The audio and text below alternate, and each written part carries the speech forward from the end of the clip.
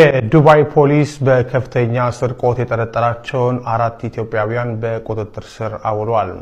ኢትዮጵያውያኑ ገንዘቡን ግማሹን ወደ ሀገር ቤት ልከውታል ተብሏል። መረጃውን በአጭሩ ልንገራችሁ። ከስፍራው እንደተሰራጩ መረጃዎች ከሆነ እነዚህ ኢትዮጵያውያን በናይፍ አካባቢ በሚገኝ አንድ ድርጅት ውስጥ ዝርፊያ የፈጸሙ ናቸው።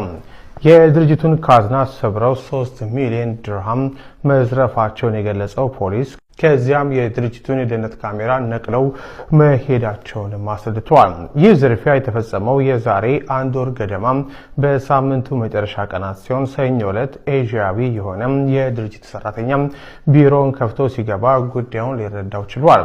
ከዚያም ለፖሊስ በሰጠው ጥቆማ መሰረት ልዩ የምርመራ ቡድን ተዋቅሮ ተጠርጣሪዎችን የመፈለግ ስራ መከናወኑን ፖሊስ አስረድቷል።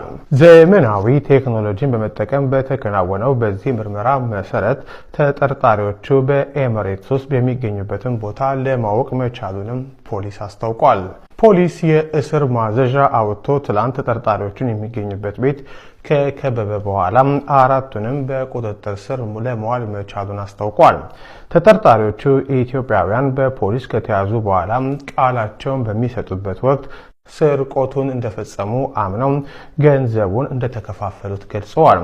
ከተዘረፈው ገንዘብ ውስጥ የተወሰነው በዚያው መገኘቱ የጠቀሰው ፖሊስ አብዛኛው ገንዘብ ግን በሕገ ወጥ መንገድ ወደ አገራቸው እንደላኩት ገልጿል።